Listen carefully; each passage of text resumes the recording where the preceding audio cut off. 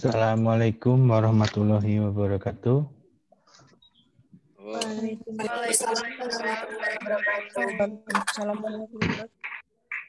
Baik, sebelum kita memulai perkuliahan pada pagi hari ini, alangkah lebih baiknya kita mulai dengan doa sambil menunggu teman-teman mempersiapkan diri ya. Ada yang mungkin masih belum open kamera, masih siap-siap, silakan bersiap-siap dulu. Yuk, silakan pimpin doa. Siapa?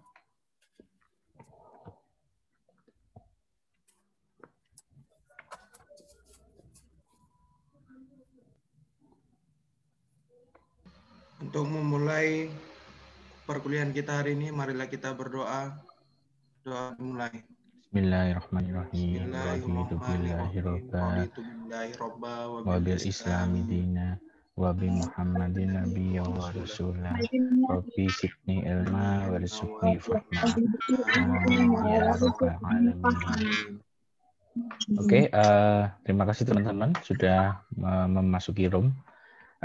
Pada hari ini ya, sebelum kita mulai, bagi teman-teman yang belum siap, silakan bersiap-siap dulu ya.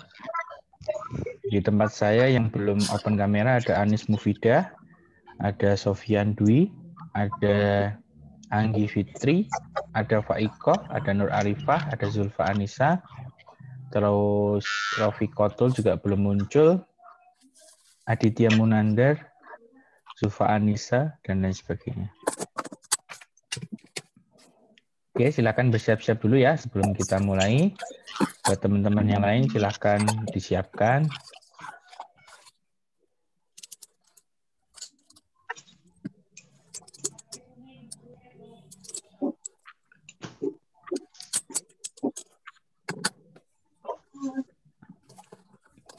Laila Nuril, Anggita Fitri, Faikoh Khairun, Rofiqatul Jannah. Silakan siap-siap dulu, nanti kalau sudah open kamera kita mulai.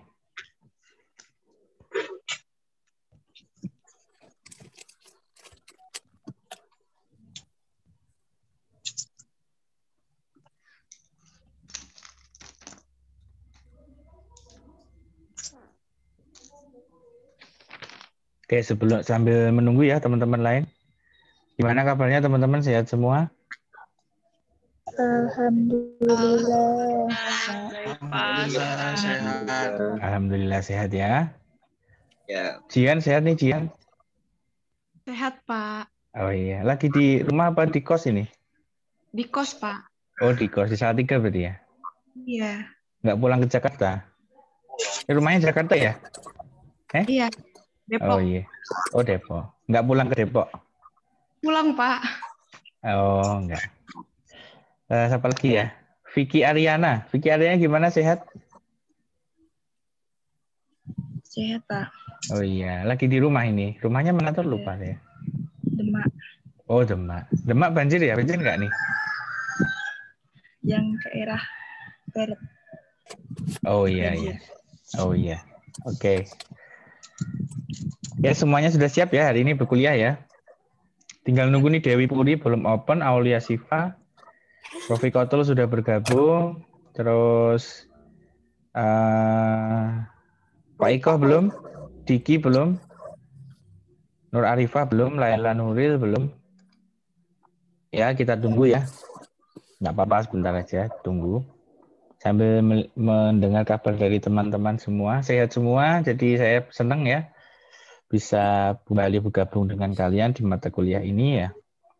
Jadi pada hari ini itu kita akan belajar mengenai melihat bank syariah itu secara nyata ya. Jadi kalau mungkin sebelum-sebelumnya teman-teman belajar berkaitan dengan bank syariah itu di mata kuliah lain dan lain sebagainya itu masih teori ya. Nah sekarang saya pengen ngajak teman-teman ini benar-benar nyata melihat bagaimana seberapa besar asetnya bank syariah, kemudian bagaimana dia menghidupi bisnisnya ya. Karena di sini teman-teman adalah jurusan perbankan syariah. Sangat disayangkan apabila teman-teman tidak paham berkaitan dengan bank syariah. Ya. Oke, kita tunggu ya yang lain yang belum bergabung siapa aja nih? Faikoh belum? Pak Iko malah masuk 2 ini akunnya. Diki belum, terus siapa lagi nih?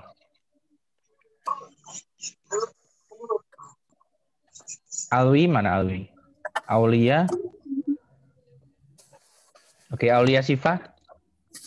Mana nih Aulia Siva?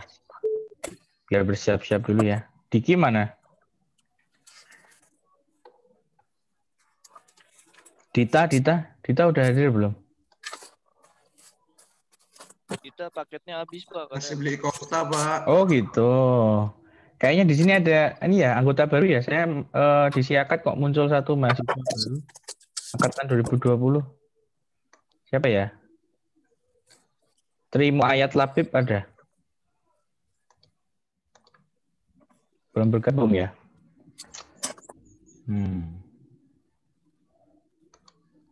Jadi kalau kalian mau kuliah gini, kalian siapkan dulu paket dan kuotanya ya. Biar apa? Nanti ketika pagi sudah siap gitu. Ya sudah, kita mulai dulu ya.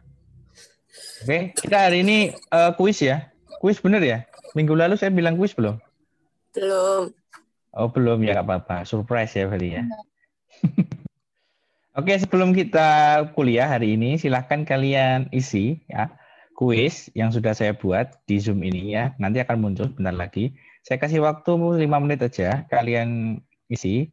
Kalau nilainya bagus, nanti saya masukkan ke nilai. Oke. Oke, silakan sudah muncul vote-nya. Nah, silakan diisi ya. Silakan diisi sambil menunggu yang lain bergabung. Oke. Kita merefresh dulu apa yang sudah saya ajarkan di minggu lalu. Biar saya tahu seberapa dalam kalian paham gitu ya. Silakan diisi. 5 menit aja.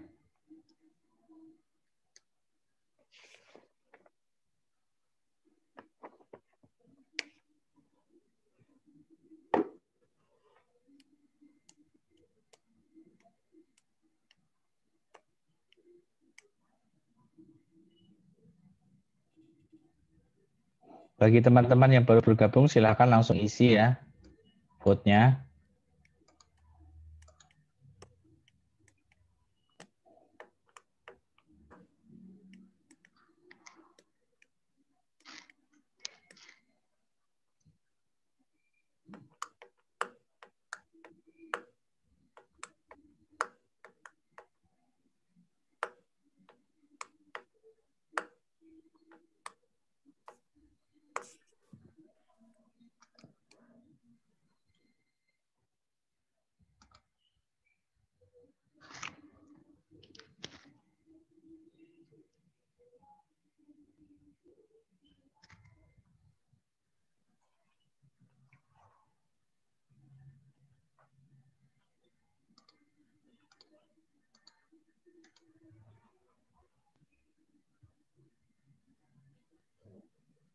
Yuk, diisi ya teman-teman.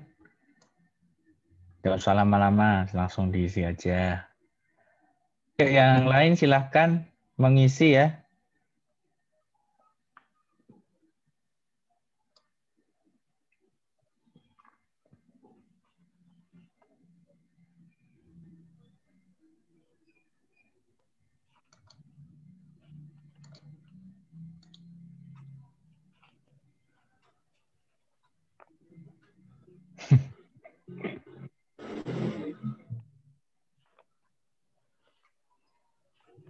Oke.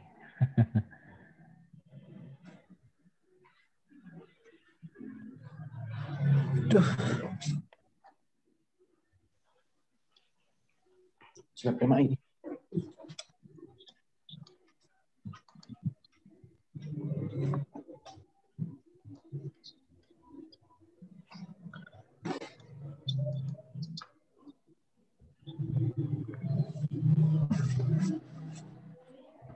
Ada beberapa yang masih salah ya dalamnya. Oke, nggak apa-apa. Yuk. Pak Doni, permisi. Ya? Mohon maaf, tadinya saya keluar sendiri, jadi soalnya tidak muncul lagi. Masa sih? Di chat tidak ada. Hmm? Terima kasih, Pak. Ayo, ya udah nggak apa-apa. Ya yang semuanya bisa isi ya.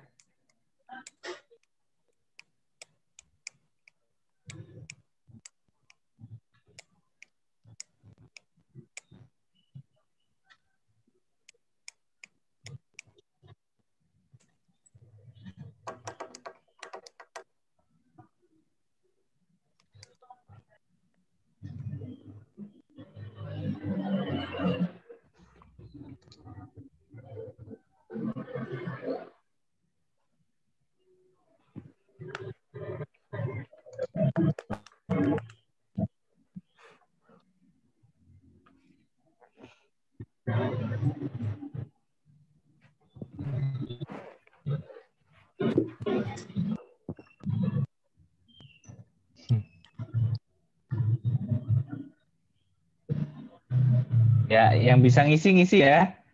Ayo diisi dulu. Saya kasih waktu. Buat yang baru bergabung silakan mengisi ya.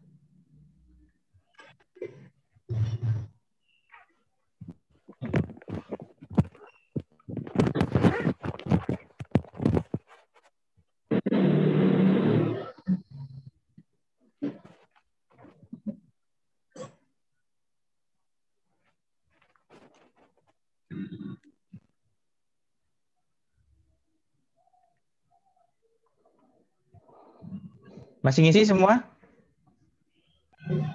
Ya, Pak. Ya, Pak. Ayo diisi dulu.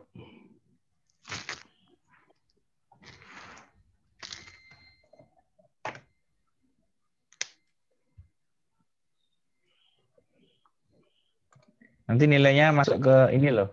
Penilaian saya loh. Diisi dulu ya. Saya pengen tahu seberapa paham kalian sebelum saya lanjut. Jangan-jangan belum pada paham nih.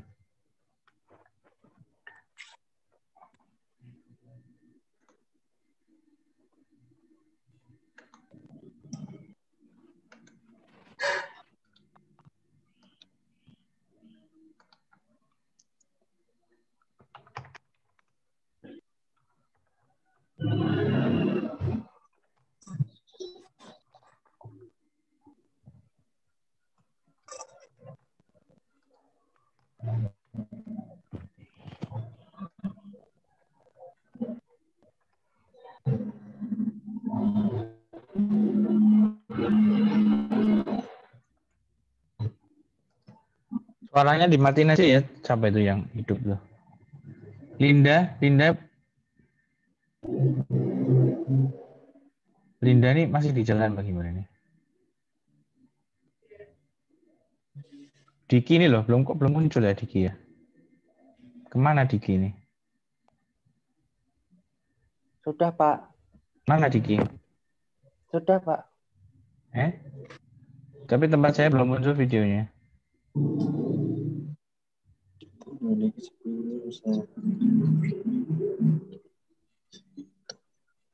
Ayo, masih ada 20-an mahasiswa yang mengisi nomor 1 ya. Silakan diisi teman-teman. Hasilnya saya pengen tahu ya. Ini sebagai feedback juga sebagai. Oke, Diki sudah muncul. Zulfa, Faiko belum muncul. Terus Linda ini mana nih? Linda. Vicky Ariana belum muncul. Dewi Puri belum muncul. Sudah on kan, Pak? Sudah tak on kan kameranya. Oh iya, Dewi Puri udah muncul. Vika Ariana. Ini sudah di on kan, Pak? Oh iya, wis.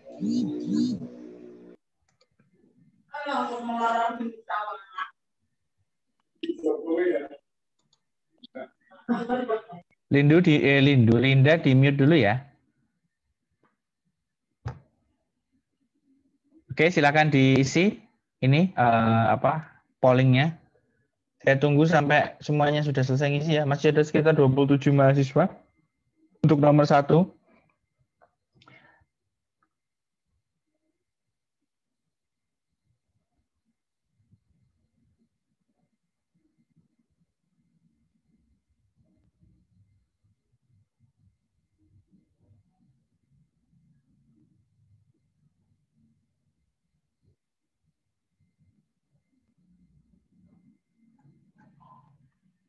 Yang belum ngisi silakan ngisi.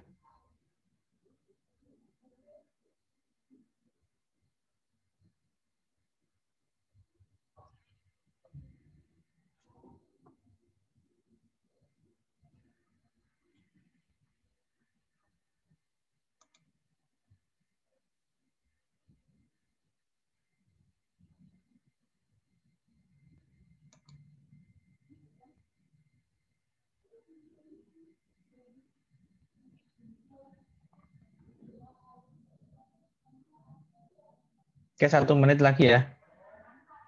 Kalau sudah nanti hasilnya akan saya lihat.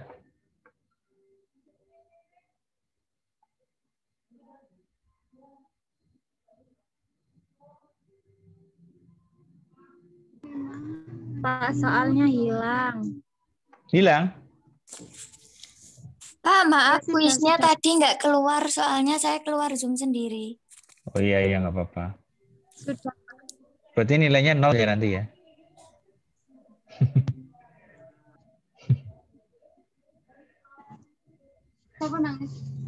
Ayo diisi dulu yang belum.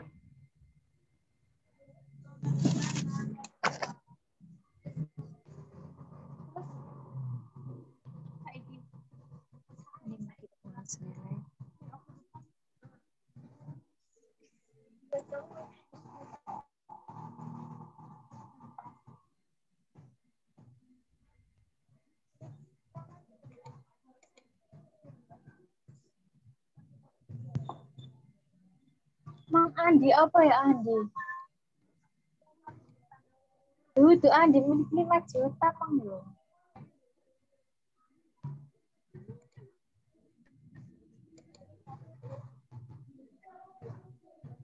Dita.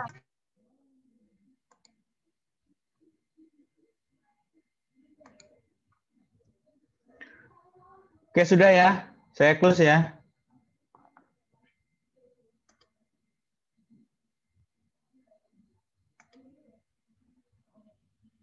Muncul hasilnya?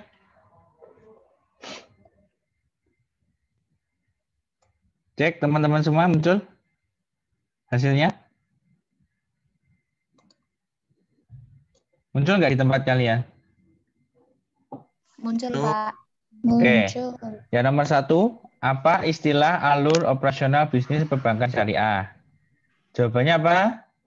Ternyata masih ada banyak dari kalian yang belum paham, ya. Ada yang masih menjawab mudharobah, ada yang masih menjawab murabahah. Kalau saya tanya alur operasional, saya tidak tanya akadnya ya. Di sini tidak ada kata-kata akad. Alur operasional itu adalah financial intermediary atau perantara keuangan. Jadi bagi yang tidak tahu apa itu alur operasional bisnis bank syariah, yaitu perantara keuangan. Bahkan di sini ada 45%. Jadi kalian ada yang masih belum paham. 9 orang ngomong penyalur keuangan. Penyalur keuangan ini salah, karena bisnis bank syariah itu tidak hanya menyalurkan keuangan, tapi juga penghimpun keuangan. Penghimpun dan penyaluran itu dinamakan dengan perantara keuangan. Ngerti ya? Baik, Pak. Oke. Terus.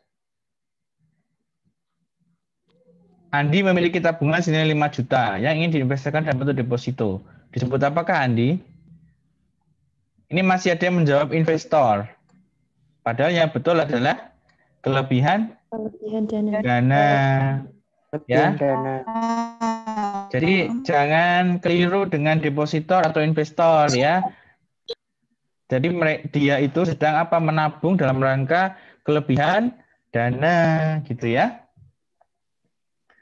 Investor itu sebutannya untuk pembelian saham biasanya. Kalau orang nabung itu nggak ada ceritanya dia deposito, dia investor itu nggak ada. Memang saya jebak dengan kata-kata investasi supaya kalian apakah konsepnya benar apa enggak kan gitu. Yang ketiga, Dita memiliki sebuah usaha penjualan beras. Ya, ini sudah cukup bagus ya. Pihak yang kekurangan, betul. Tapi masih ada yang menjawab pengusaha, masih ada yang menjawab nasabah. Ya, ini sangat keliru ya. Nanti saya tahu bisa lihat ininya loh. Siapa yang jawab nasabah, siapa yang jawab pengusaha ya. Nanti saya akan review gitu ya. Lalu yang keempat adalah apa yang disebut tingkat pemasukan dana dari aktivitas penyaluran dana yang dicapai oleh bank syariah. Ya, pemasukan dana ini semuanya rata ya. Ada yang menjawab solvabilitas, ada yang menjawab likuiditas. Ya, ini artinya ada yang nggak paham. Ya, ada yang nggak paham. Nah, jawabannya adalah profitabilitas. Kalau keluar itu kan berarti dalam rangka mencapai penyaluran itu kan berarti keluar, dana keluar. Untuk mencapai apa? Keuntungan. Keuntungan itu adalah profitabilitas gitu. Ya, nanti saya akan coba cek siapa yang nggak paham. Apa yang disebut tingkat pengembalian dana dari aktivitas penghimpunan dana yang dicapai oleh bank syariah? Ya, di sini masih ada yang menjawab profitabilitas. Ada 5 orang di sini yang jawab profitabilitas. Jadi dia belum paham. Jawabannya adalah likuiditas. Ya, memang sebagian besar sudah menjawab dengan betul ya. Tapi masih ada yang jawab dengan profitabilitas gitu. Jadi profitabilitas itu yang keuntungan. Kalau likuiditas itu adalah tingkat cairnya. Ya. Nah, oleh sebab itu saya menyimpulkan bahwa masih ada yang belum paham. Ya. Nah, teman-teman, misalnya gini, kalau kita kan sekarang ini kan lagi kondisi seperti ini, saya tidak bisa ketemu kalian ngajar ya. Nah, kalau kalian merasa tidak paham lewat Zoom atau kalian merasa sinyalnya tidak baik, saya kan pasti selalu upload di YouTube penjelasan saya. Dan bahkan ketika kalian ingin bertanya, kalian bisa WA ke saya. Nah, oleh sebab itu gunakanlah fasilitas itu semaksimal mungkin, ya. Bahkan kalau kalian ketika Zoom itu ada error atau begini kan masih ada YouTube ya. Kalian bisa lihat di situ penjelasannya dan kalian bisa tanya kepada saya apa yang belum paham atau apa yang belum jelas di YouTube itu gitu loh. Jadi saya sudah memfasilitasi kalian supaya kalian itu paham, ya. Tinggal kaliannya apakah mau atau tidak kan gitu.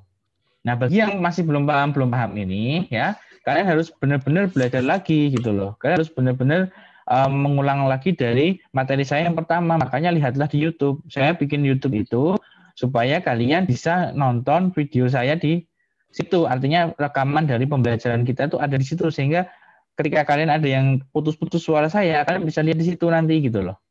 Ya.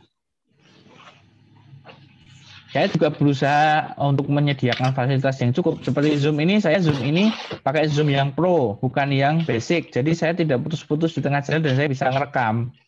Gitu loh. Dan ini saya modal sendiri, bukan dari kampus gitu loh. Jadi tolong manfaatkan dengan baik gitu ya. Pembelajaran ini, walaupun dengan cara seperti ini, kalian tetap harus semangat gitu loh. Gitu ya. Oke. Siapa yang masih belum paham? Tadi penjelasan saya. Iya, Pak. Jadi mungkin ke depan saya akan selalu seperti ini ya, membuat polling seperti ini supaya tes awal apakah kalian sudah paham materi sebelumnya. Sebelum saya benar-benar memberikan tes UTS ya, sebelum yang benar-benar ya. Jadi sebelum tes yang benar-benar saya harus sudah siap nih. Kalian sudah siap nggak tesnya kan gitu.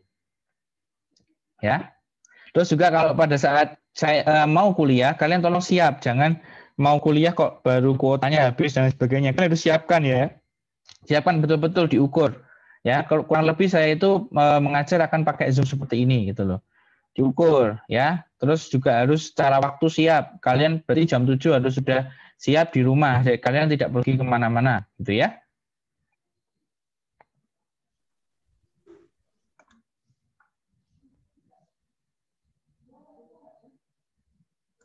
Oke.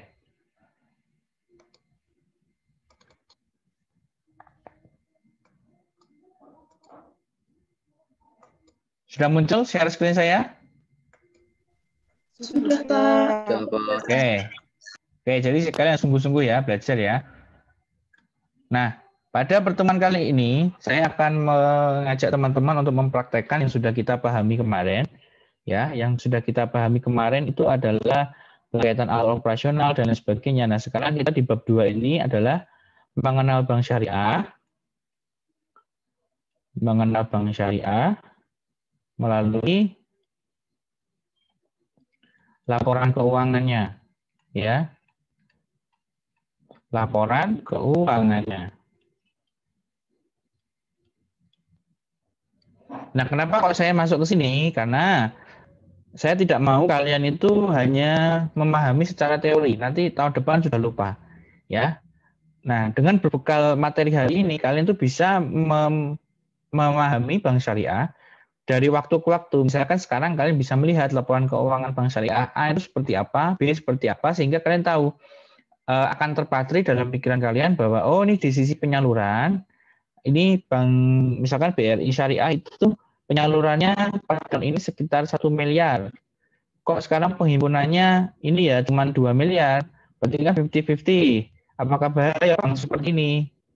Nah, itu kan kalian harus bisa mengupgrade informasi ya, karena kalian kan di sini anak-anak perbankan syariah. Jadi kalian harus tahu apa yang perlu untuk dipahami dan kalian patri dalam pikiran kalian apa yang selama ini sudah Bapak Ibu dosen ajarkan. Ya. Nah, pada awal-awal kita harus memahami bahwa laporan keuangan ada berapa, teman-teman? 4. Apa saja? Laporan laba rugi, perubahan modal, neraca, arus kas. Laba rugi, neraca, arus kas, perubahan modal. Dan perubahan modal. Oke. Nah, teman-teman, dari sini kita bisa melihat ya angka-angka ya dari sisi penyaluran dan penghimpunan, teman-teman. Karena apa saya perlu gitu? Biar teman-teman itu nggak lupa dan tidak terkesan dihafalkan. Saya tidak mau seperti itu ya. Anak namanya perbankan syariah itu ya berarti dia harus paham bisnisnya bank syariah. Tidak perlu hafal angkanya, tapi kalian tahu di mana nyarinya. Misalnya saya tanya ke Jihan misalnya, Jihan saya pengen tahu kalau mudharabah dari sisi penghimpunan di Bank BRI Syariah itu lihatnya di mana ya? Harus tahu di mana letaknya. Kan gitu. Apakah di sisi aktiva apa di sisi pasiva? Ada 2 loh ya. Mudharabah itu ada 2 loh. Dia bisa di sisi aset dan bisa di sisi pasiva. Itu ya. Nanti kalian harus tahu di mana ngelihatnya.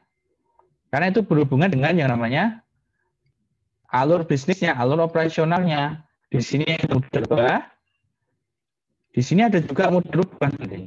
Coba nanti lihat. Saya ngomong betulan. Ya. Di sini aset, di sini pasiva. Ya. Oke, kita mulai.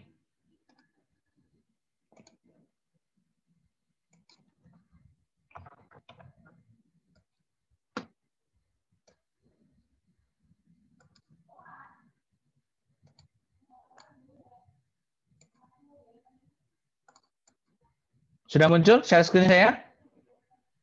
Sudah, Pak. Oke, nah dikotomi atau pembagian perusahaan yang ada di Indonesia itu ada 2. Yang pertama adalah perusahaan tertutup dan yang satu adalah perusahaan terbuka. Masih ingat saya pernah ngajar itu? Pernah, semester 1. Oke, ya gimana? Perusahaan terbuka masih ingat nggak? Terbuka itu berarti apa? Terbuka berarti? Yang mempersilahkan masyarakat umum untuk menanamkan modalnya. Betul.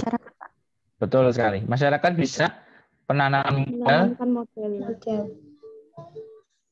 Dalam bentuk apa? Saham ya. Masyarakat umum seperti saya, Anda semua bisa membeli, tapi kalau tertutup itu dia hanya dimiliki oleh orang tertentu. Ya, orang tertentu. Jadi kalau membedakan perusahaan seperti itu, ya. Orang tertentu dan terbuka itu adalah masyarakat yang bisa menanamkan modal. Nanti kalau kita masih ada waktu kita coba ya investasi di Bank BRI Syariah. Kita coba beli sahamnya, harganya berapa pada saat itu ya. Oke. Pada terbuka ini misalnya apa? Tidak semua bank syariah itu terbuka ya. Ada juga BPR Syariah, BPRS ya singkatannya, itu dia cenderung tertutup. Ini apa? Arta BPR Arta Syariah Semarang itu dia tertutup. Ya. Nah, ini nanti kita bisa lihat juga di ojk.go.id ya. Kalau yang ini adalah idx.id. Nah, kalau ojk.go.id itu berarti kita bisa melihat BPRS juga di sana. Artinya beberapa BPR Syariah itu membagikan laporan keuangannya di ojk.go.id. Oke, itu sekilas dari saya ya. Lanjut, kita mendownloadnya. Kita bisa download di sini. Kalian lihat di sebelah kanan ada laporan keuangan perusahaan tercatat ya. Sebentar. Saya anotasi dulu. Saya kasih tanda 1 ya. Kelihatan ya? Kalian download di sini. Di laporan keuangan perusahaan tercatat. Kalian klik. Ya. Kemudian kalian masuk ke situ.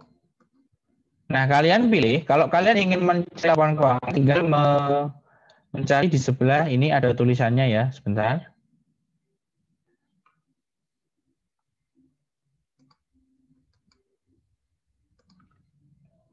Nih, laporan keuangan ya. Kalian tinggal mencari di sini, kalian tinggal checklist di sini, kemudian kalian lihat jenis efeknya saham. Nah, kalian ketikkan nama perusahaannya. Kebetulan Bank BRI Syariah itu kodenya adalah BRIS ya. Kalau kalian pengen nyari kode tinggal di Google aja. Misalnya cari kode Bank Syariah apa gitu, cari aja di Google lah. Banyak seperti itu. Nah, kalian tulis di sini BRIS. Kalian ambil tahun yang tidak terlalu tua. Kalian perhatikan baik-baik ya, karena tugasnya adalah kalian seperti ini. Kalian ambil tahunan, kemudian kalian cari. Nah, di bawah sudah ada banyak sekali file ya. Kita lihat di sini ada banyak sekali file. Nih, yang saya lingkari merah ini, itu file-filenya. Kemudian kita bisa pilih yang financial statement, ya, yang PDF. Berarti yang ini, yang bawah sendiri ya. Kita klik.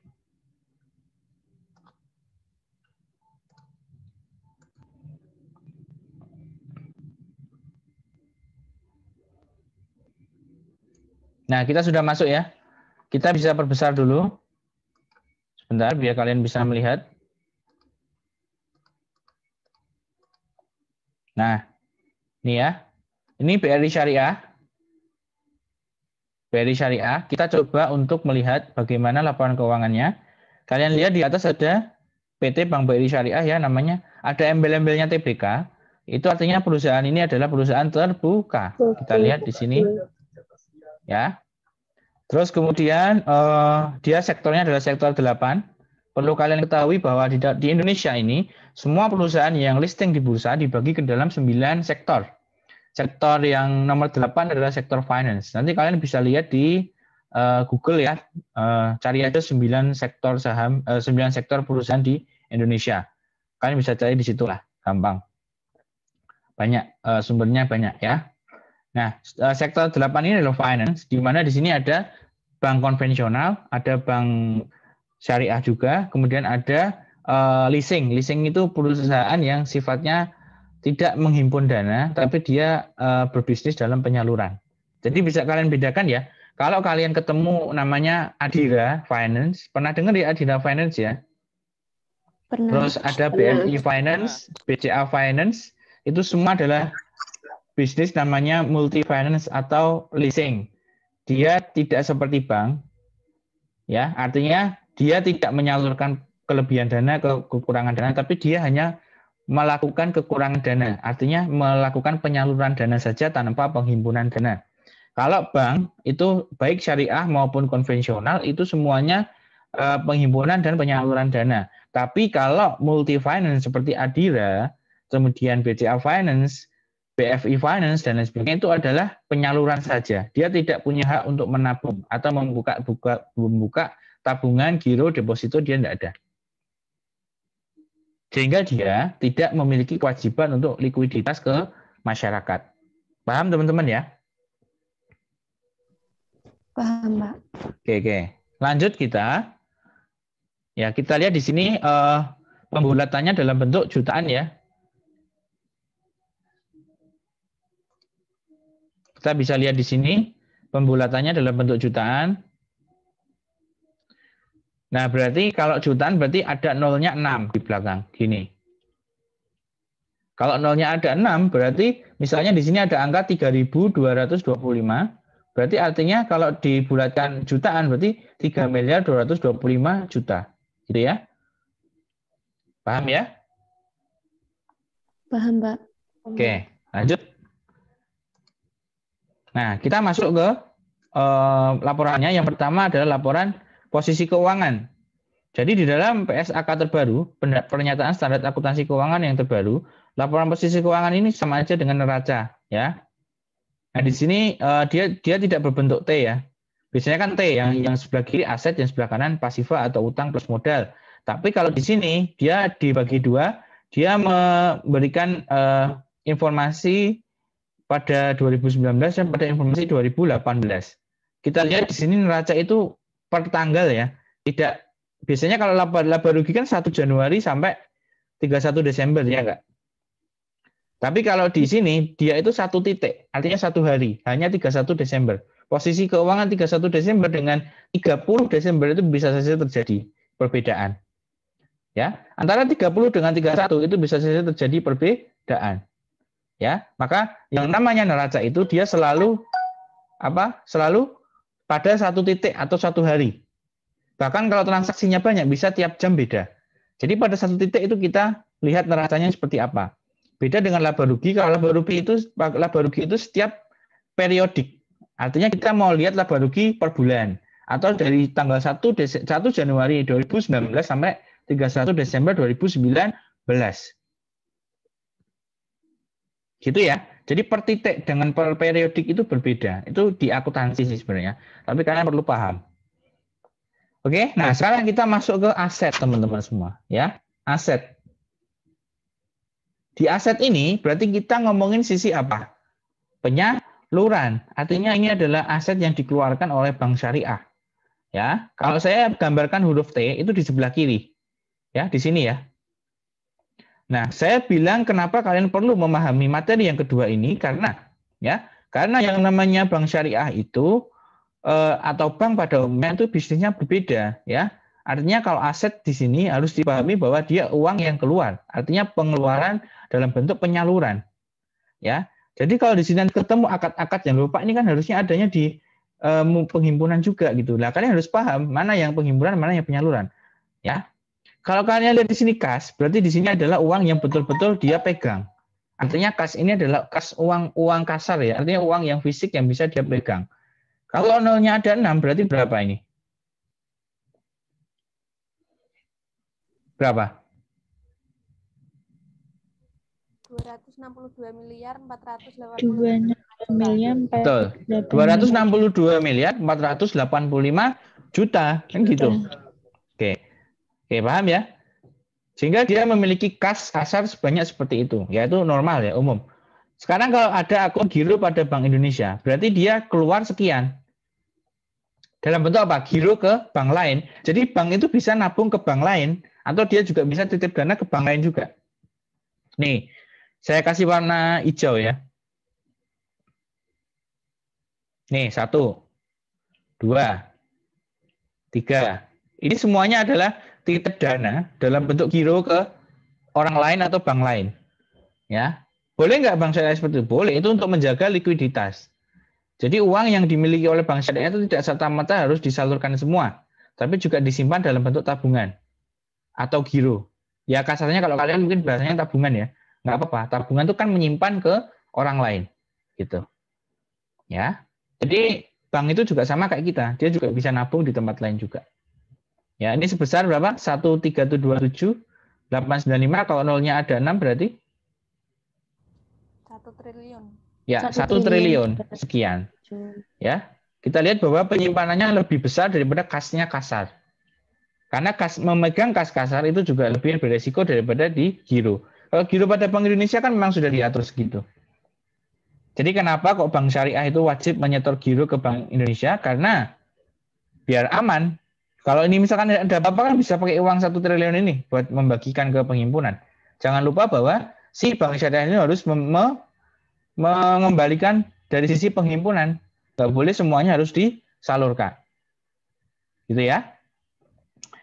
Nah lanjut, kalian yang perlu kalian ketahui adalah kalau yang lain nanti bisa dibaca sendiri. Kayak efek-efek yang diperdagangkan ini kan kayak saham dan sebagainya itu tidak perlu kalian tahu. Yang paling perlu adalah sebenarnya adalah ini dulu, alias produk-produknya, akad-akadnya itu muncul seperti apa. Kita lihat di sini piutang murabahah. Nah, murabahah di sini berarti apa? Akad apa, teman-teman?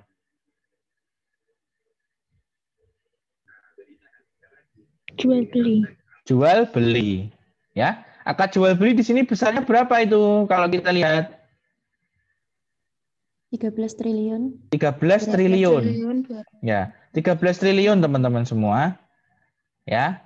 Jadi kalau kalian pernah mengikuti minggu lalu ya perkuliahan saya ada akadnya dibagi dua, akad dari sisi penyaluran dan akad dari sisi penghimpunan. Akad dari sisi penyaluran berarti kita ngomongin ada 3, murabahah, ya, dan murabahah dan istisna dan salam itu jadi satu ya. Dia jual beli sama-sama akad jual beli. Nah kemudian ada yang namanya mudharabah dan ijarah. Nanti akan ada di sini ya. Dan tidak lupa juga ada qard. Kenapa qard itu tidak saya bahas? Karena qard ini cenderung adalah akad yang sifatnya tidak ada keuntungan yang diharapkan dari qard. Karena qard itu sifatnya untuk sukarela ya dan lain sebagainya. Nah, ini besarnya adalah 13T, teman-teman. Ya, 13T. Nanti kita coba bandingkan mana akad yang paling besar. Apakah murabahah, apakah istisna, apakah salam, apakah ijarah, apakah mudharabah. Gitu. Oke ya, 13T ya. Nah, sekarang yang kedua adalah piutang istisna. Ini hampir sama ya dengan murabahah dan tidak ada yang spesial, semuanya sama, ijarah juga sama, sekian. Nah, ada satu akun yang mungkin kalian bertanya-tanya, apa itu cadangan kerugian penurunan nilai pada piutang murabahah?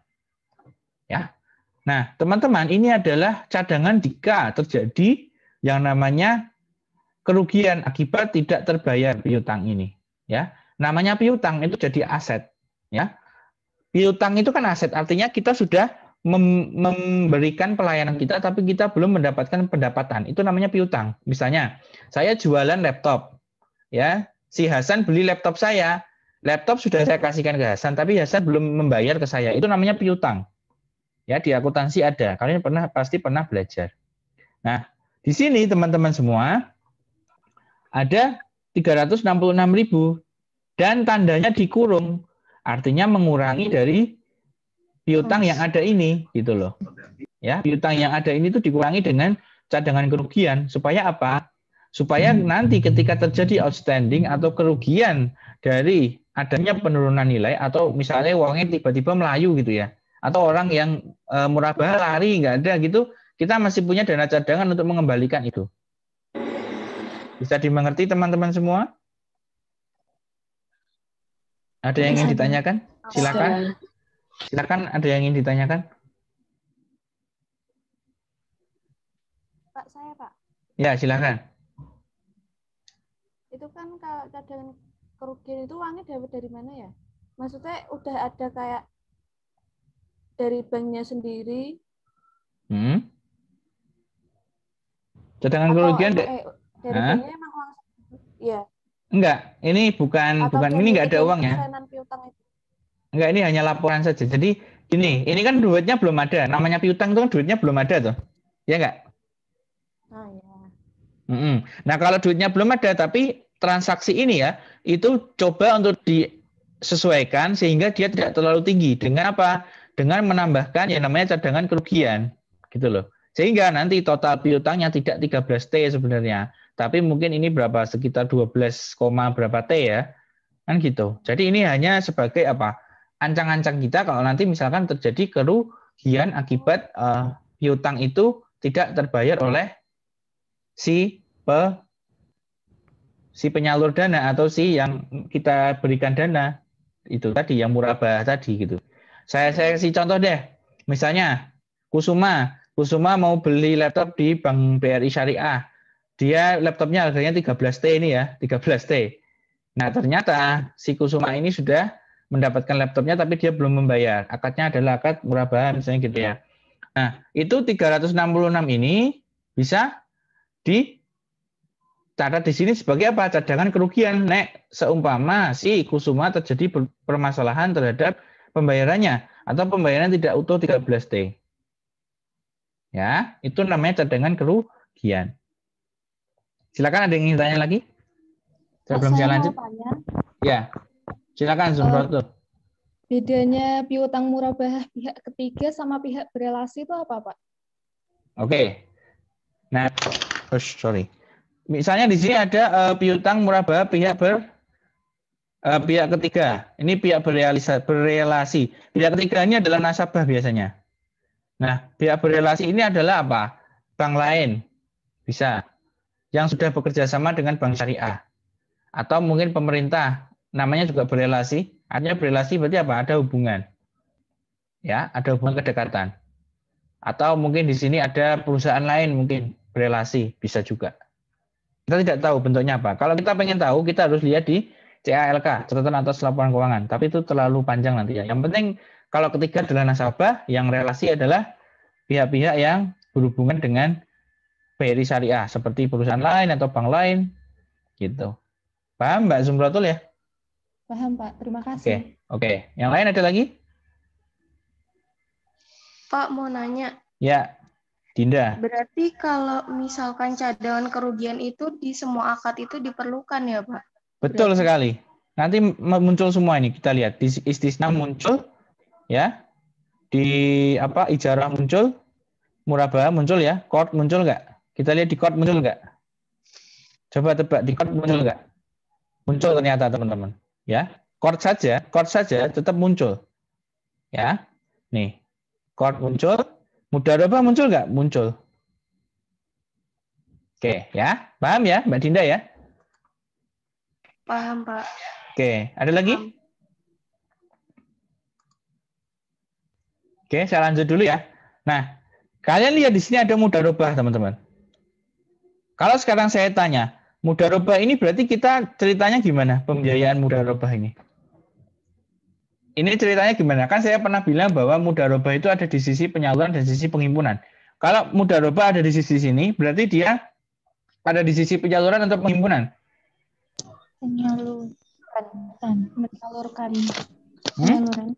Penyaluran. Karena ini adalah sifatnya di sisi aset. Ya, kalau aset berarti kita berpikirnya adalah apa? Oh, ini keluar. Ini investasi bank syariah ke usaha lain. Bukan dari pendanaan mudharabah ya. Bukan, beda. Nanti itu ada lagi di pasifa. Jadi kalau kalian ketemu mudharabah kok ada dua, ya. Kalian nggak boleh bingung, harus tahu. Oh, itu yang mudharabah itu adalah apa? Adalah di aset itu adalah penyaluran. Di pasifa itu adalah apa? Penghimpunan. Seperti itu saja. Ya, di sini ada musyarakah, ada mudharabah, ya. Ini ada berapa? 7T ya. Hampir 8T lah kalau kita lihat ya. Di sini hanya berapa teman-teman? Berapa? 219. Ya, 219M ya. Hanya segitu. Kalau kita bandingkan, berapa yang paling besar? Musyarakah. Mudharabah. Paling besar apa? Murabah. Murabah, teman-teman semua. Murabah. Ya. Nih, murabah nih. Nih, itu paling besar teman-teman. Kalian harus tahu kenapa kok paling besar. Resikonya lebih rendah apa enggak kalau daripada mudharabah? Kan kalau murabah itu kan kita bisa macam-macam, bisa rumah, bisa kendaraan, ya enggak? Bisa apalagi tanah, ini bisa. Kayak jual beli biasa. Tapi kalau mudharabah, kalian akan berhubungan dengan sesuatu yang tidak nyata. Artinya apa? Itu kan kita investasi bisnis. Kalau investasi bisnis kan kita nggak tahu apakah di tahun ini betul-betul dia ada laba, apakah tahun depan dia betul-betul ada laba. Semuanya tingkat ketidakpastiannya lebih tinggi nggak daripada murabah? Lebih tinggi kan? Iya. Ya. Itulah. Jadi cara berpikirnya seperti itu. Nanti kalau saya tanya, ya, misalnya saya kasih laporan keuangan, kalian coba cek, ini laporan keuangan ini karakternya bagaimana? Oh, murabahnya lebih tinggi sehingga apa?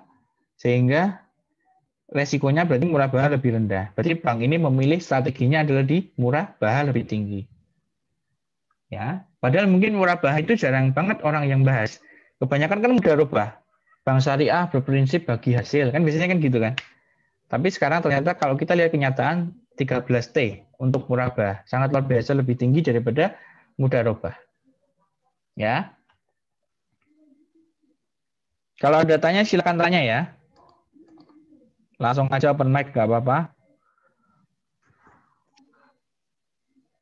Oke, kita lanjut. Di sini adalah liabilitas. Berarti kalau kita ngomongin liabilitas, kita sudah masuk ke pasifa. Berarti kalau pasifa di sini adalah penghimpunan. Namanya penghimpunan berarti uangnya masuk ya. Sekali lagi namanya penghimpunan berarti uangnya masuk. Ya. Nah, saya sudah menjelaskan di minggu lalu ada dua akad namanya wadiah dan mudharabah. Ya. Nah, di sini simpanannya dibagi dua, wadiah dan mudharabah. Ya, saya kasih nomor 1 di sini. Terus yang kedua di bawah, nih ya, dana sirkah temporer nih ya. Nih. Nanti kita akan ke sini. Nah, kita lihat angkanya berapa teman-teman wadiah? Ini 1T. Yang tabungan adalah 6T. Jadi sekitar 7T ya. Tabungan yang sifatnya apa teman-teman? Simpanan. Oke, tabungan sifatnya simpanan, wadiah apalagi ya, itu adalah tabungan yang justru tidak boleh kita ambil sama sekali. Why? Karena apa? Karena dengan 7T ini, itu masyarakat atau nasabah bisa ambil kapan saja. Ini kan kita ngomongin penghimpunan. Jadi kalian nggak boleh sembarangan ngambil uang dari ini, wadiah ini. Apalagi wadiah loh ya. Bahkan yang mudharabah aja nggak boleh. Nanti kita lihat coba ya. Nah, terus bank syariah itu modalnya dari mana Pak? Nanti kita lihat ya. Nah, di sini 1T, 6T ya. Kemudian kita lanjut ke bawah. Kita lanjut ke bawah. Ada tabungan mudharabah ya. Ada giro, ada tabungan, ada deposito. Nah, teman-teman, ya namanya yang tadi yang wadiah kenapa nggak ada tabung, nggak ada deposito Pak? Karena deposito itu profitable. Artinya deposito itu ada karena mengharapkan profit. Contoh, Anggita mau menginvestasikan kelebihan dananya dalam bentuk deposito. Artinya Anggita tidak boleh menarik uangnya sewaktu-waktu atau ditarik seenaknya, tidak boleh.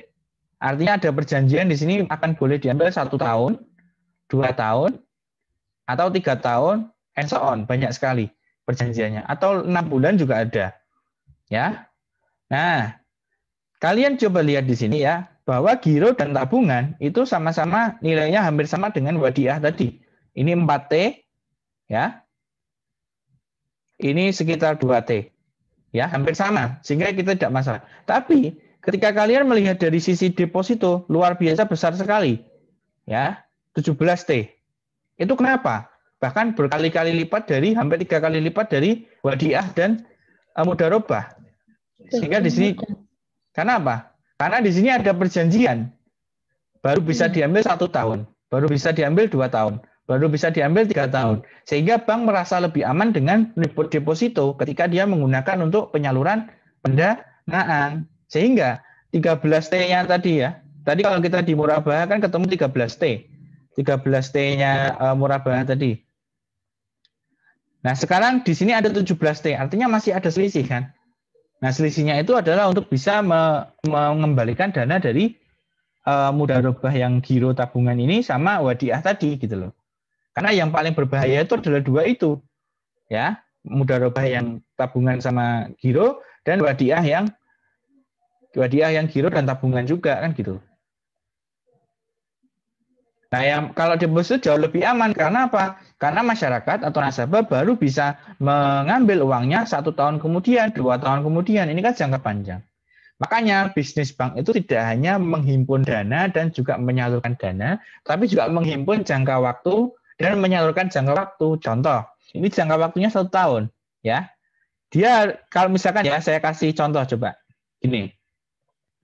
Saya kasih contoh di ini ya, di notes ya. Coba jangan di sini. Misalnya gini. Di sini ada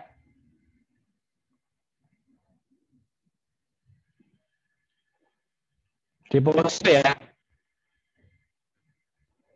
Deposito 2 tahun. Sebanyak misalnya saya deposito sebanyak 100 juta ke bank syariah. Ini kan. Nah, sini terus dia kan uangnya masuk ke bank salah satu 2 tahun. Nah, kemudian disalurkan dengan jangka pendek pendek 1 tahun.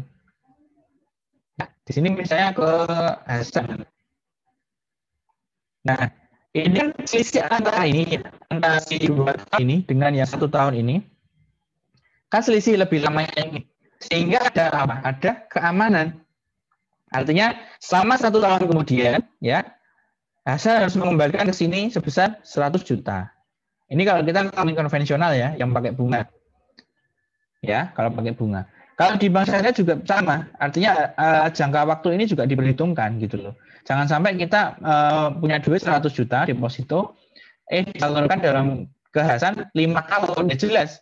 Ini 2 tahun besok sudah diambil loh. Tapi kok ini masih 5 tahun, sehingga nggak boleh. Ya, sehingga bank itu tidak hanya menjual selisih dana, tapi juga menjual selisih jangka waktu. Nah, selisih ini disebut dengan yang namanya spread. Pernah dengar spread? Spread itu selisih antara kelebihan dana dan kekurangan dana, dan juga jangka waktu antara jangka waktu pendek dengan jangka waktu panjang. Silakan, ada yang ingin ditanyakan?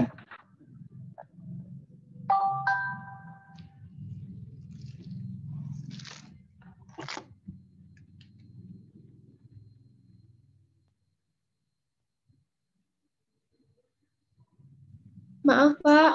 Ya. Spread tadi apa? Spread itu adalah selisih antara kelebihan dana dan yang kekurangan dana atau selisih jangka waktu pendek dengan jangka waktu panjang. Bisnisnya bank itu apa, Pak? Dia itu financial intermediary secara operasional. Tapi secara keuntungan yang dicari adalah namanya spread. Spread itu selisih. Ya. Oke, jadi bisnisnya kan memang bisnis kepercayaan ya. Kalian tidak bisa sembarangan di sini.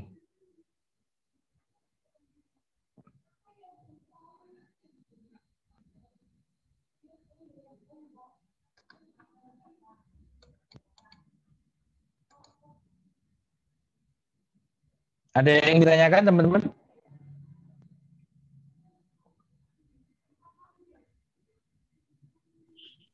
Belum ada, Pak. Oke ya, sudah paham ya? Ya, kurang lebih seperti itu ya. Jadi kalian harus paham seperti ini. Jangan sampai hal sepele. Saya tidak ngajari yang rumit-rumit ya. Saya tidak ngajari ekuitas yang diatribusikan. Ini enggak. Itu enggak perlu. Itu kan di akuntansi. Kalian yang perlu adalah itu. Depositonya berapa? Apakah bank ini aman? 17T digunakan? Nanti saya akan membandingkan dengan BPRS. Kalian tahu BPRS itu lebih kecil ya. Kan ini bank besar. Bank paling besar di Indonesia salah satunya adalah Bank BRI Syariah. Nanti kita coba lihat kalau di bank BPR Syariah yang sifatnya di kota-kota kecil ya, di dekat-dekat kita gitu, kayak apa sih sebenarnya komposisi dari modalnya gitu. Dari situ kan kita bisa melihat oh alur operasionalnya seperti ini gitu. Oke, kita lanjut ke laba rugi ya. Di sini ada laba rugi. Kalian bisa lihat di sini ada pendapatan pengelolaan dana oleh bank sebagai mudharib. Apa itu mudharib? Ada yang tahu? Pihak yang memberikan dana. Pihak yang mengelola dana, ya. Mudharib itu pihak yang mengelola dana, ya. Nah, di sini ada hak pihak ketiga atas bagi hasil dana syirkah temporer. Ini apa? Ada yang tahu nggak? Apa? 1 triliun loh, teman-teman. Besar nggak? Besar. 30% dari labanya Bank Syariah itu masuk ke yang hak pihak ketiga ini. Itu apa? Ada yang mau jelaskan? Orang-orang yang memberikan dananya, orang lain yang memberikan dana.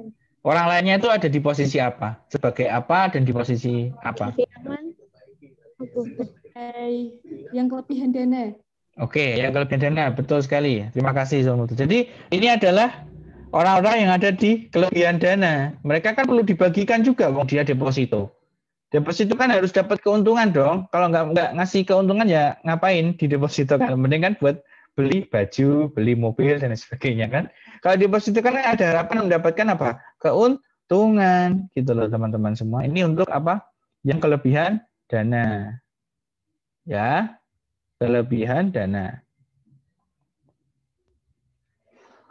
Paham ya teman-teman ya? Jadi besarnya 1T, ini kita lihat labanya 3T. Tapi yang keluar di sini 1T, itu berarti apa? Ini benar-benar besar ya pengeluaran untuk ini. Gitu. Sehingga yang masuk ke Bank Syariah sekitar 2 tenan. Sekitar 2 tenan. Terus lanjut kita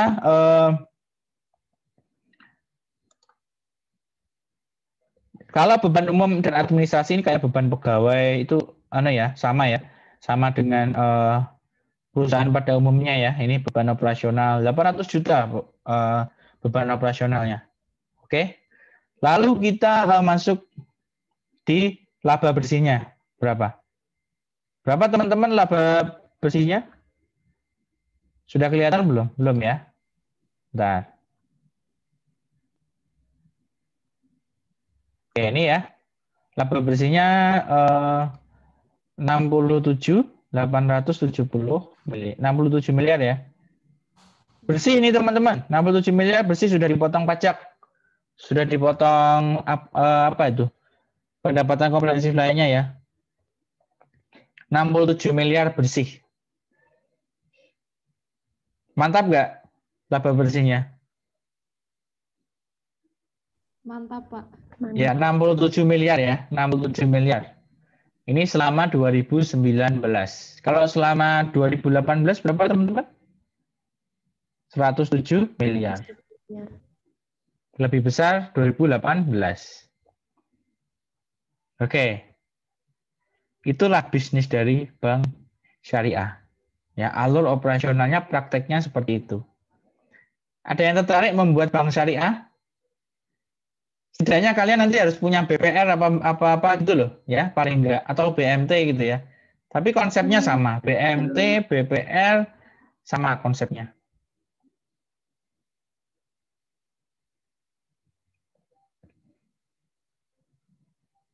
Gitu ya, jangan mau cuman kerja di bank syariah, nanti ya saya bikin Pak gitu. Amin gitu ya. Amin. Oke.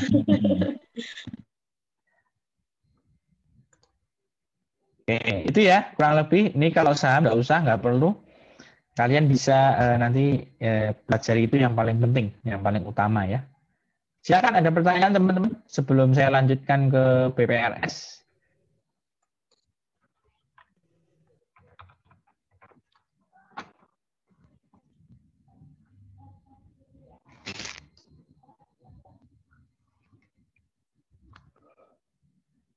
Kalau ada yang belum paham tanya ya. Please tolong tanya, jangan sampai tadi ada yang jawab masa bisnis bank syariah itu mudarabah. Bukan, mudarabah itu salah satu akad aja. Bahkan dia jumlahnya lebih kecil daripada murabah. Tuh. Oke, saya lanjutkan ya. Nah, ini kalau sekarang kita mau nyari di bank yang lain ya, tapi lebih kecil. Dan dia cenderung tertutup. Kalian bisa lihat di perbankan ya. Ini ya yang ada kursornya saya ini. Kalian lihat di laporan publikasi. Ya, laporan publikasi.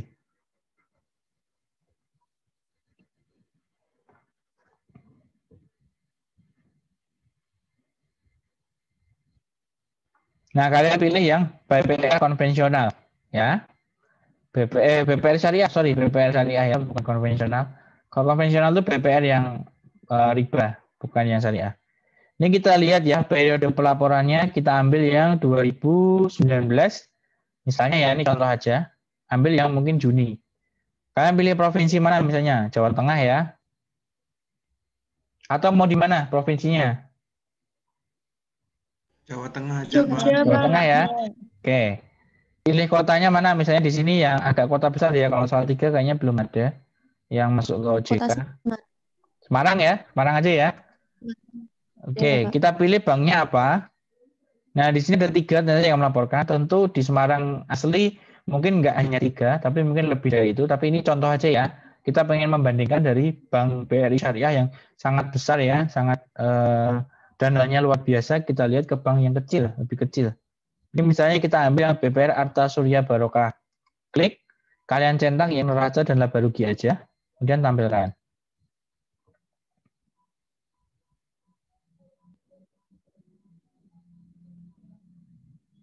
Nah, ini sudah muncul ya. Kalian lihat di sini, ini aktifannya, ini neraca ya. Neraca kita coba lihat di sini ada 204 dan ini dalam ribuan. Berarti nolnya ada 3. Jadi kalau saya lihat berarti 204, 340, 000. Berapa teman-teman ini? 204 juta. Oke, 204 juta ya. Kalau kita bandingkan dengan Bank BRI Syariah sangat jauh. Tadi Bank BRI Syariah berapa? 200 miliaran ya. Kasnya? Ya. Oke, nggak apa-apa. Memang ini skalanya kecil. Tapi kita lihat apakah kecil itu juga lebih profit. Coba kita bandingkan ya. Oke. Kita hapus. Kita lanjut ke bawahnya. Di sini, sorry. Ada penempatan pada bank lain ya. Kita bisa lihat di sini. Penempatan pada Bank Indonesia juga. Ya, sama seperti Bank BRI Syariah. Kemudian piutang murabah ada di sini ya. Sebanyak berapa teman-teman? 62 berapa itu? 62 apa? Miliar. Miliar ya teman-teman ya. Sekitar 62 miliaran. 62 miliar 200.796.000 itu piutang murabahnya. Tentu hasilnya kalau dibandingin sama Bank Syariah ya Bank BRI Syariah ya besar BRI Syariah ya. Di Bank BRI Syariah kan 13T. Ya. Oke. Salam nggak ada, istisna nggak ada, ya kurang lebih 62 miliar untuk penyaluran ya. Penyaluran ke pihak ketiga atau nasabah. Kemudian pembiayaan mudharabah sebanyak 3 miliar ya. 3 miliar, kemudian pembiayaan musyarakah ada 20 miliar. Oke, 3 ini ya yang jadi ujung tombaknya. Core-nya 292 juta ya. Kita nggak usah ngitung core ya. Core itu kan sifatnya sukarela. Kita cari yang sifatnya utama aja. Itu ada 62M, 3M sama 20M. Kalau kita total berapa teman-teman? Kurang lebih 85. 85 ya? 85M ya? Oke, sip. Lanjut kita sekarang ke ijaroh nggak ada ya? Ijaroh nggak ada. Kord ada, piutang multi jasa ada, dan lain sebagainya. Penyisian penghapusan langsung jadi satu di sini. Kalau di laporannya. Nah, kita masuk ke pasifannya ya. Tadi 85M kurang lebih kita hitung kasar tadi. Tabungan wadiahnya berapa itu teman-teman? 36 triliun. 36 miliar. Oke, wadiah ya 36 miliar ya. Tadi penyalurannya adalah 85 miliar. Kita coba bandingkan berapa dana pihak ketiga dengan kalau kita nyalurkan berapa. Terus kewajiban lain-lain nggak usah. Dana investasi ada tabungan mudharabah sekitar 574 juta ya. Ya. Plus deposito mudharabah ya. Nah, ini deposito ini berarti apa? Yang tadi ya kayak Bank BRI Syariah jumlahnya 17T tadi loh. Nah, kalau di sini ternyata berapa? 63M. 2M. Tambah dengan 574 itu nggak usah dihitung ya. Ini terlalu kecil. Anggap aja ya ini 1M gitu aja. Ya. Berarti berapa teman-teman total? 36 tambah 63 tambah 1. 100. Berapa ini? 100? 185. Saya hapus dulu ya. Saya tulis supaya lebih jelas. Ini 1M misalnya gitu ya. 1M. 36 tambah 63 tambah 1 ya. Ini 0, 10 di sini berarti berapa? 400 ya? 100 miliar. 100 miliar. Oke. Jadi penyalurannya 100 penghimpunannya 100 miliar, penyalurannya 85 miliar. Jadi kalian sudah tahu ya ciri-cirinya selalu seperti itu ya. Selalu yang namanya penyaluran lebih kecil daripada penghimpunan. Saya belum masuk prosentasenya ya. Prosentasenya minggu depan aja karena itu lebih rumit lagi. Saya pengen hitung-hitungan kasar dulu biar kalian tahu bahwa cara melihatnya seperti ini Pak, secara kasar ya, secara kita lihat pakai mata langsung kayak gitu. Tinggal nanti kita bandingkan prosentase dari peraturan Bank Indonesia bagaimana. Kan gitu. Di sini berarti kita bisa masih ada sisa 15 miliar ya. Masih ada sisa 15 miliar. Itu dananya bisa kita untuk apa? Kembalikan ke sini ya dan juga ke sini. Tapi kita lihat bahwa tabungannya 36 miliar, sedangkan sisa dananya sekitar 15 miliar. Kurang lebih ya. Berarti ini nggak aman dong Pak, kan kalian pasti bertanya seperti itu. Ya karena ini bank kecil ya teman-teman. Jawabannya adalah karena ini bank kecil, sehingga setiap nasabahnya itu tabungannya kecil-kecil. Sehingga tidak mungkin pada satu waktu ya mereka sama-sama mengambil dana dari waktu yang sama, dari ATM yang sama atau dari tempat yang sama. Contohnya seperti itu. Ya. Jadi saya ulangi, kenapa kok dia bisa seperti itu? Karena dia orang-orang yang ada di dalamnya itu tabungannya kecil-kecil. Nggak seperti di BRI Syariah mungkin orangnya tabungannya rata-rata 100 juta gitu-gitu ya. Tapi kalau di sini itu ya cenderung lebih kecil. Ya, ini kalau di breakdown nanti bisa kita tahu bahwa tabungannya wadiahnya itu kecil-kecil. Ya, lagian kita juga masih punya dana dari ekuitas. Sebanyak berapa? Kurang lebih hampir 7 miliar ya, 7 miliar. Meskipun masih kecil juga sih, belum bisa ngikuti yang 36 miliar tadi. Silakan sampai di sini ada pertanyaan sebelum kita masuk ke laba. Pak, maaf mau tanya. Ya. Yang tadi itu di bagian penyaluran itu yang ditambah-tambah dana-dana apa aja ya, Pak? Kalau penyaluran semuanya, murabahah, ijarah, dan mudarobah. Oke, Pak, makasih. Ya. Ini hitungan kasar ya, belum halus ya. Halusnya minggu depan. Karena kalau halus itu lebih susah ya. Kita pengen ngelihat secara cepat dulu bagaimana. Oh, berarti ini masih ada sisa sekian M gitu. Jelas kalau secara keamanan memang lebih besar, lebih aman di BRI Syariah sih memang ya. Tapi mungkin dari sisi ini dia menawarkan mungkin bagi hasil yang lebih besar juga mungkin. Nanti kita belum lihat ya seperti apa bagi hasilnya. Lanjut kita.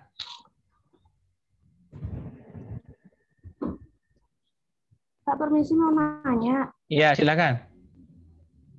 Itu kalau di BPRS berarti kan saya pernah dengar kayak ada kayak apa itu namanya kebijakan sehari harus pengeluarannya cuma berapa juta gitu maksudnya. Misalnya berapa juta gitu. Itu kan berarti buat mengurangi resiko kayak ngambil orang semua ngambil jadi ini dana kita yang di bank itu habis gitu atau gimana? Bisa itu juga sebagai trik kalau maksimal ambil dalam 1 hari 1 juta gitu kan? Iya. Ya betul sekali Mbak Umi. Ya betul ya, itu sebagai tambahan. Terima kasih Mbak Umi. Kita pun juga mengalami gitu loh. Saya juga mengalami, saya tuh punya ATM BCA. Boleh ngambil lewat ATM hanya 5 juta dalam sehari. Ya. Itu menunjukkan bahwa untuk bisa menjaga likuiditas. Jangan sampai saya ambil di ATM langsung 100 juta, 1 miliar gitu. Di samping nggak ada dananya juga memang nggak boleh gitu loh. Kecuali di teller. Kalau di teller kan memang boleh, berapapun boleh. Tapi kan istilahnya kita mengurangi risiko lah. Orang bisa ngambil dengan cepat gitu. Ya. Lanjut kita ke laporan laba rugi ya. Kita lihat labanya berapa teman-teman di sini? 10 miliar. 10 miliar. Ya. Dirincikan di sini ada dari penyaluran dana ya. Ini ada sekian. Dari pihak ketiga bukan bank, dari 7 miliar, dan sebagainya, sampai bawah. Kemudian bagi hasil kepada pemilik dana ada sekitar 2 miliar. Ya. Tuh. Bagi hasilnya aja kecil kalau dibandingkan dengan BRI Syariah ya, sehingga ini mungkin lebih aman. Makanya dia kecil ininya penyalurannya. Penyaluran sama penghimpunannya selisihnya kecil kan, cuman kurang lebih tadi berapa? 15 miliar selisihnya. 85 keluar, 100 masuk gitu. Sekitar 15 miliar selisihnya. Kurang lebih seperti itu. Terus kita bisa lihat di sini. Nah, kita langsung lihat laba ruginya ya. Laba rugi setelah pajak. Nih, atau laba rugi tahun berjalan. Oke, 1.754.545. Ya, 1 miliar. BPRS Syariah itu sudah bisa mencetak laba sebanyak 1 miliar. BPRS loh ya. Kenapa kita tidak bekerja sama untuk membuat sebuah BPRS?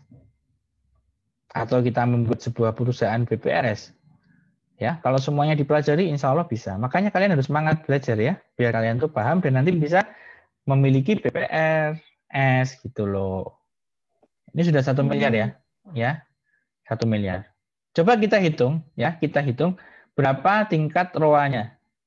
ROA itu adalah return on asset, jadi kita bisa menghitung sebenarnya dari modal semuanya, atau kita hitung tadi berapa Dana pihak ketiganya adalah 100M ya, 100M ya, kurang lebih ya. Atau mungkin dari sini kita bisa lihat dengan membaginya. Membaginya misalnya di sini 1,8M ya, saya bulatkan, dibagi dengan 100M hasilnya berapa? Jadi dengan uang 100 miliar, dia bisa mencetak 1,8M. Kan gitu. Kita lihat berapa persen teman-teman? Sekitar 1,8% ya. Ya, tadi dana pihak ketiganya. Sekarang kalau kita lihat di Bank BRI Syariah, yang tadi kita lihat lebih besar yang mana teman-teman? Diingat-ingat ya, yang BPRS tadi 1,8% sekitaran ya. Jadi 1,8M ini dari laba bersihnya, kemudian 100M itu dari dana pihak ketiga tadi, dana penghimpunan. Ya, kita coba lihat, kita clear dulu. Nah, tadi berapa labanya? 67 miliar. Saya anggap 68 miliar ya. 68T ya. 68 miliar ya, teman-teman ya. Di Bank BRI Syariah ya, 68 miliar. Kemudian dibagi dengan dana pihak ketiganya berapa tadi, teman-teman?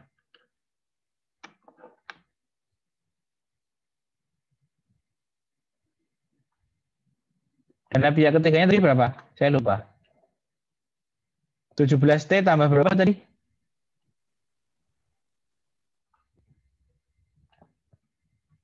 Ini ya.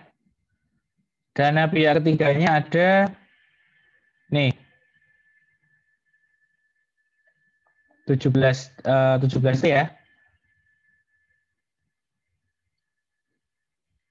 17T ditambah 2T ditambah 4T. Sekitar berapa teman-teman?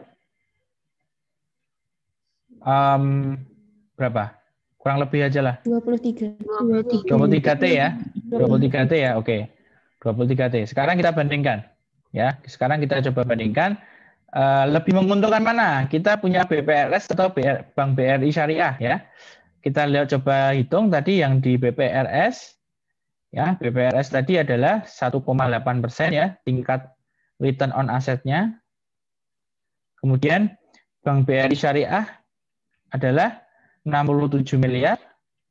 68 ya, biar genep sekalian. 68 miliar dibagi dengan berapa?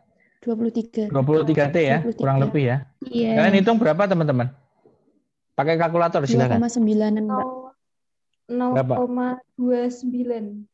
0,29 ya. 2,9 ya. 68 miliar. Oh iya. Dibagi 23T. Berarti nolnya 12. Saya hitung dulu. 0,29. 0,029. 0,29an ya persen ROA. Jadi kalian lebih pengen punya BPRS atau BRI Syariah kalau di sini? BPRS. Karena dia lebih besar. Jadi dengan modal yang lebih kecil dia mendapatkan keuntungan yang lebih besar. Jadi meskipun dia BPRS, dia tidak menutup kemungkinan memiliki return on asset lebih tinggi daripada bank sekelas Bank BRI Syariah. Ya wajar lah dia dapat 68M, dana kelolaannya aja 23T. Ya enggak? Sedangkan BPRS itu dana kelolaannya tadi berapa? Sekitar 100 miliar. Ya. Dan mendapatkan laba sebanyak 1,8 miliar. Oke, paham ya di sini semuanya. Jadi kalian bisa membandingkan antara satu bank syariah dengan bank lainnya, ya. Nah, dari sini kalian bisa paham bahwa kita sudah bisa menghitung perbandingan antara satu bank dengan bank lainnya. Nah, minggu depan insya Allah kita akan melakukan itu. Jadi kita akan melakukan yang namanya perbandingan antara satu bank dengan bank lainnya. Ya, maka dari itu semuanya nanti harus menyiapkan, ya. Jadi itu kurang lebih sebelum kita close, saya mau ngasih tugas ke teman-teman ya. Ada tugas untuk minggu depan, ya. Di samping kalian biar paham, karena tadi banyak juga yang nggak paham. Saya pengen teman-teman bisa lebih paham dengan praktek langsung ya, seperti yang saya jelaskan tadi. Apa aja Pak tugasnya? Ya, akan saya jelaskan ya sebentar lagi.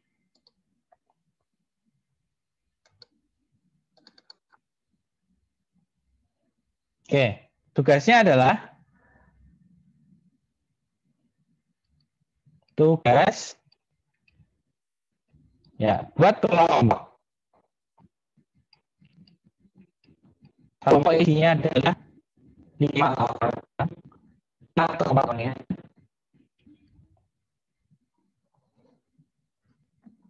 Kalian pilih satu entitas syariah. Entitas itu bisa dalam bentuk BPRS atau bank syariah umum atau unit usaha syariah. Unit usaha syariah itu bank syariah juga, tapi dia di bawah naungan bank konvensional. Misalnya kayak Diamond Syariah, Bukopin Syariah, dan sebagainya. Kalau BUS itu kayak BRI Syariah, Bank Muamalah, dan lain sebagainya itu BUS, Bank Umum Syariah. Ya. Kalau BPRS ya tadi yang bank-bank kecil-kecil gitu. Nah, kemudian kalian pilih satu yang tidak boleh sama antar kelompok. Tidak boleh sama antar kelompok. Ya.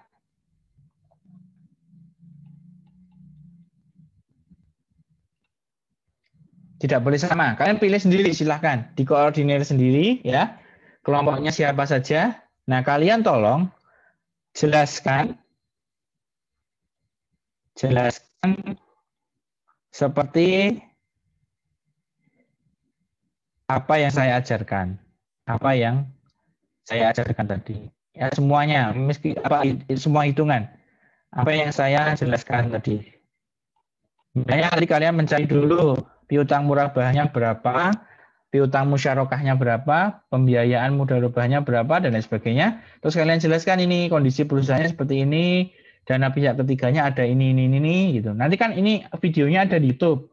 Kalian bisa lihat di YouTube bagaimana penjelasan saya. Sehingga nanti tugasnya kalian bisa lengkap. Nah, kalian tolong kumpulkan hari Kamis ya. Jadi H-1 kuliah. Kuliahnya kan Jumat insya Allah. Kalian kumpulkan hari Kamis.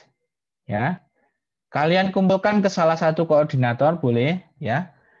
Misalnya Hasan mau jadi koordinator ya boleh, silakan bebas aja. Jadi semua kelompok mengumpulkan ke Hasan dulu dalam bentuk PDF ya. Kalian ketik dalam bentuk Word ya, Word. Kemudian di save as ke PDF. Lalu kirim ke Hasan. Jadi Hasan sebagai filter apakah semua sudah dalam bentuk PDF? Kalau belum ya silakan Hasan tolong bikinkan PDF.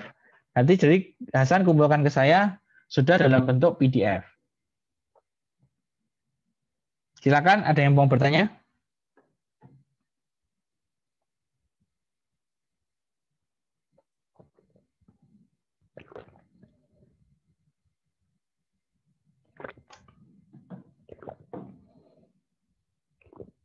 Ada yang ditanyakan teman-teman? Sementara belum, Pak. Oke, belum ya. Kalau ada yang belum jelas bisa dilihat di YouTube saya. Oke. Terima kasih teman-teman.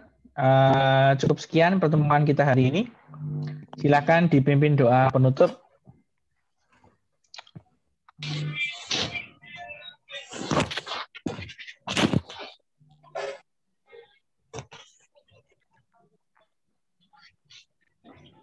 Bebas, silakan siapa yang mau menutup. Pimpin Wi.